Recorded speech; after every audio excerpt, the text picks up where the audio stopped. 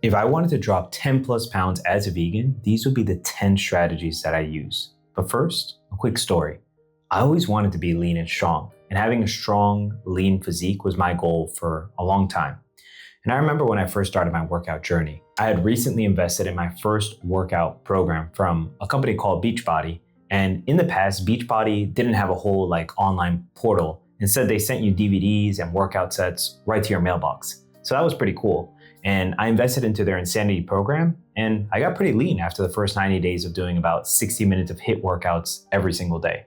But I didn't feel as toned or as strong as I wanted to. And I didn't change my diet or my eating habits. And after finishing my first Insanity round, I started to regain some of the weight. And I cycled using the Insanity program for about 18 months before I got fed up with my results.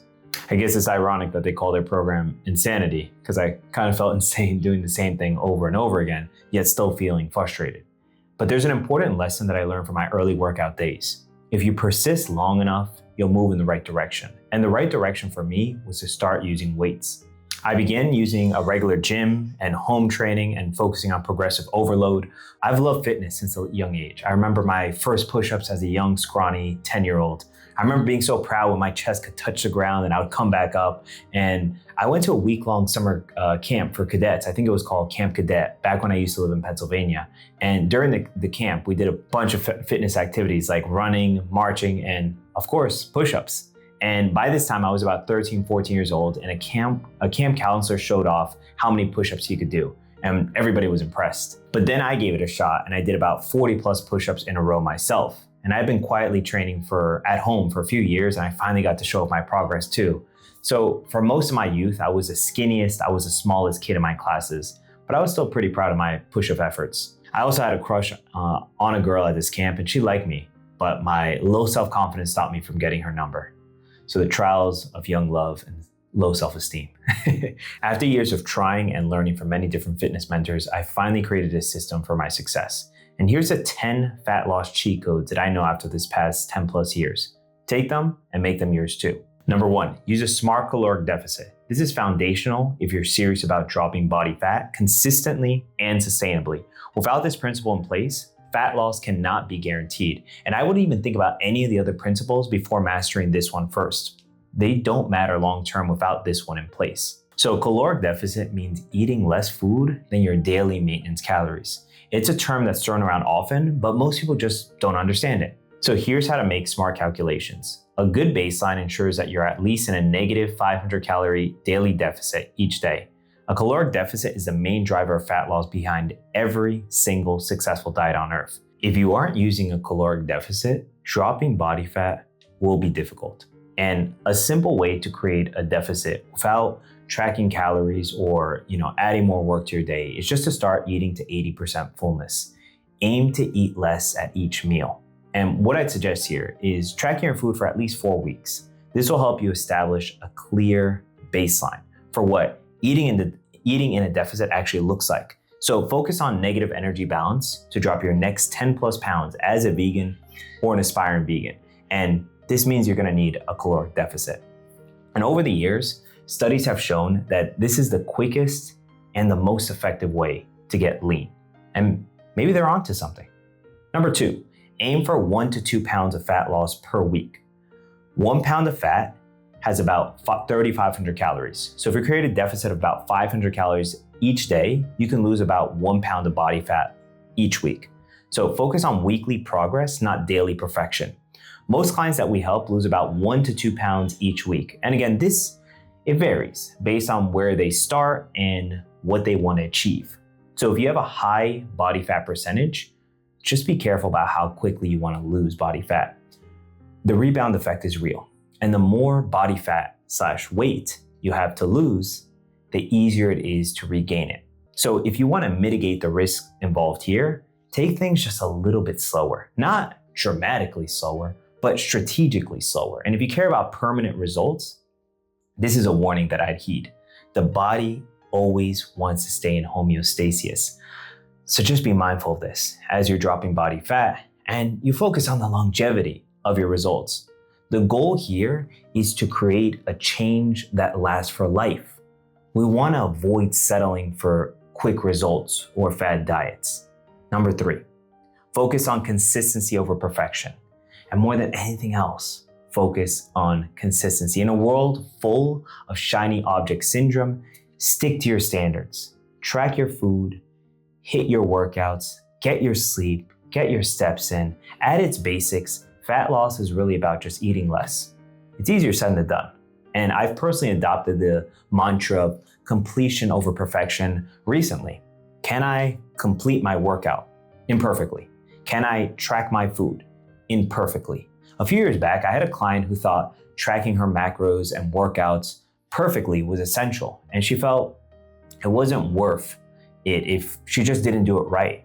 And that's just not true. Even if you only did 50% of your workout, that's certainly better than not doing any exercise at all. Even if you only tracked 40% of your meals, that's better than not tracking anything at all.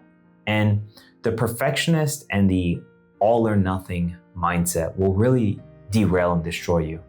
And I know this firsthand. It plagued me for most of my life. It's also what blocks your creative functions and some of your higher mental faculties. Just getting messy, getting in the dirt, making mistakes is part of real success and longevity. Number 4, track your actions. What you measure can be improved, and what you don't can't. Tracking your nutrition, your meals, your body measurements, photos, weight in a database is key for lasting change. If you want to see results, you need to track your behaviors and results. You can use a tracking log in a lot of different ways. I'd recommend including a nutrition tracker, a physique tracker, a body composition tracker, a workout tracker. Ideally having all of these metrics tracked in one place, maybe one app, one database. It just makes it more accessible. If you'd like, I'll also drop an article below on 4 of the best fitness tools that I'd use if I'd have to start all over again. So tracking makes things real. If you're feeling stuck, try tracking. It can boost your self-awareness, which is the primary goal of tracking. And after tracking for a while, you can stop. Your self-awareness, and that's the whole goal of this, is to increase your self-awareness. So that way you have the skills to go without tracking. But most of us, we don't have this. So we have to learn how to track until your internal skill sets catch up. Number 5, stay full for longer. Satiety or fullness is often overlooked during fitness journeys, but it's massively important. And you ever get those days when you feel just hangry as heck? And it's so easy to slip back when your belly is growling at you all day long. And this is where the fullness food factor enters in.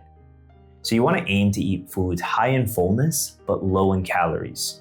Choose foods that are high in bulk, and good options include non-starchy vegetables, salads without dressing, and high fiber foods. The key here is to bulk your foods to make you feel full, even though they may be lower in calories. And another good example here could be a kale salad with sweet potatoes, maybe some tomatoes, onions, some chickpeas, served with light hummus. And you see, the thing is, most of us stack up on high-fat foods, which I'll talk about in the next point. But instead, focus on eating whole foods, fruits, vegetables. Combine this with lean, minimally processed plant protein, and you're gonna get a really nice combination. A high-protein, whole food, vegan diet is the key to high performance and creating a lean, strong vegan body. It's worked for countless vegan athletes and top performers worldwide. It's gonna work for you too. Number 6, reduce high-fat foods and alcohol. 1 gram of fat has 9 calories. So high-fat foods can make you question your progress. Protein and carbs have 4 calories per gram, but fats are a little bit different. High-fat foods and alcohol are 2 big chances to use a quick fat loss cheat code. So alcohol obviously adds unwanted calories fast, especially when you're cutting. So be mindful of some of those choices. Doesn't mean that you need to go completely dry and fat-free. Not necessarily, although I'll probably add that alcohol has no benefit for our health or our well-being, but it does mean that we just gotta be a little bit more strategic. High-fat foods are easier to overeat because of their palatability. Just means that they're really tasty. So to circumnavigate these 2 pitfalls, drop your fat intake, reduce fatty foods, and look at dropping a little bit of your alcohol intake, and stay focused on your goal. Now, I'll contradict myself for a second real quick. You can still enjoy vegan pizza and Haagen-Dazs vegan ice cream while still losing body fat. You just have to be a little bit more strategic with your macros. And I remember when I was shredding fat, as I was preparing for my first bodybuilding show back in 2021, and every week I still wanted to have my weekly Friday ice cream. So I would save some of my fat macros until the end of the day to allow room in my diet for a couple scoops of ice cream. So it's definitely possible with a bit of nutritional organization, but these days, my favorite ice cream now is homemade banana ice cream, and it's just frozen bananas mixed with a little bit of carrot powder and some dates. So I also haven't drunk alcohol in about 6 years now. And wherever you are in your journey, you can be flexible and you can still get lean. So it just takes smart planning and just thinking ahead. Number 7, cook home-cooked meals. So the goal here is to eat less processed foods. Cooking home from more often, eating out less.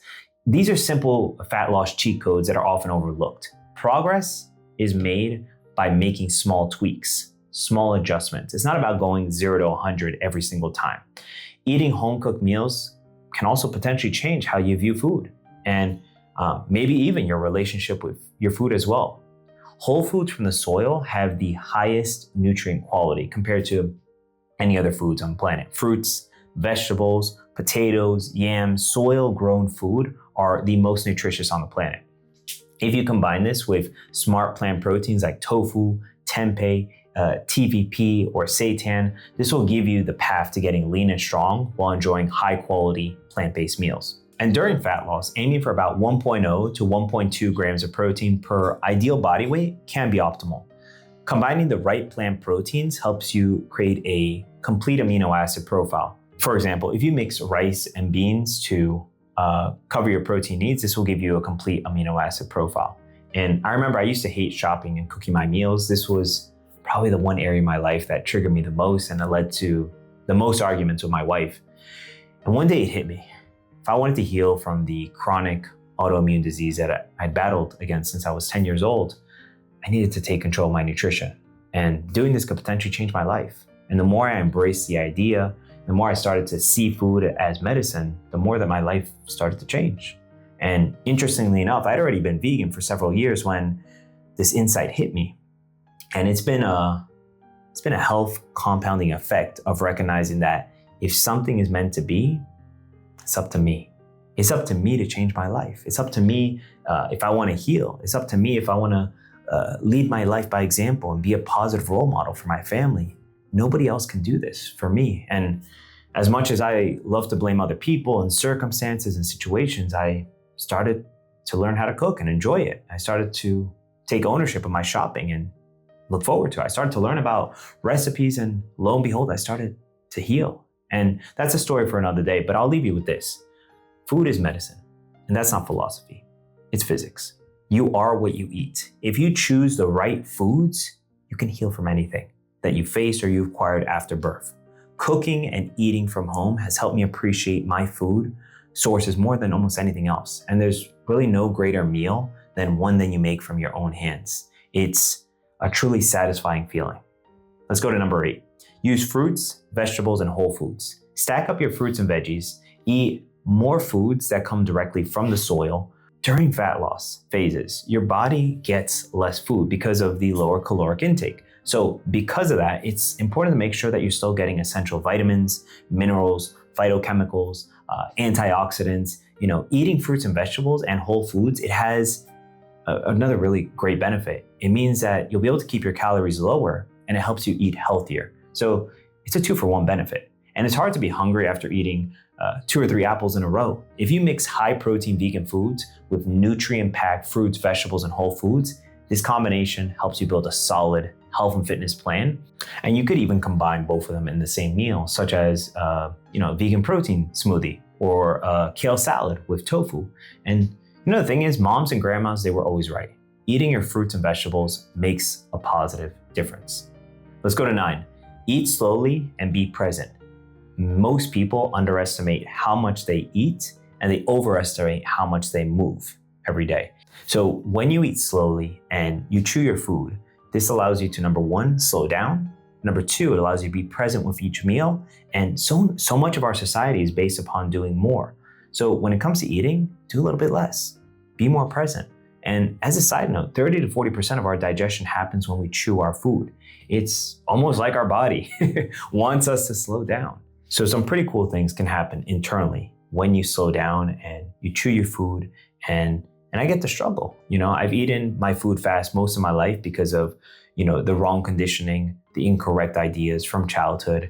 And so making the shift can be challenging if you've eaten fast your whole life. But it's definitely possible when you decide to change your eating habits. So give yourself some grace here. Give yourself some grace to fall, to fail, to make mistakes, and just keep trying.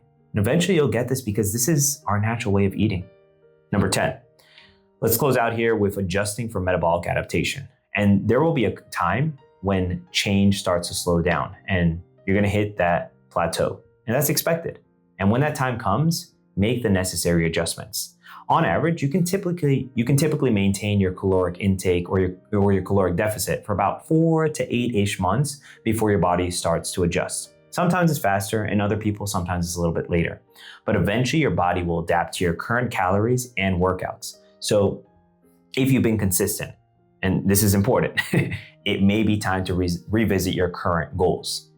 Maybe it's time to make the necessary adjustments and then move forward from there. And 95% of us need to be more consistent before making new changes. So start with consistency first. Improve what's necessary first. And if you don't see changes for 2 to 4 weeks and you've been consistent already, only then consider changing or adjusting something. And a helpful tip for fat loss is to spend at least 1 month at your maintenance calories after dieting for about 4 to 6-ish months. This is called a metabolic reset. And essentially what it does, it helps your body adapt to the new weight and to the new body composition and allow you to get used to living at that new level. And once you do that for about a month or so, you can then prepare for your next fat loss phase, since now you're rejuvenated, you're refreshed, you're recovered. And this exact system, this exact method is what I use to drop 30 plus pounds of body fat and get down to about 5 to 6% body fat while standing on stage as a vegan. So as a quick recap, here's the 10 fat loss cheat codes to get lean on plants.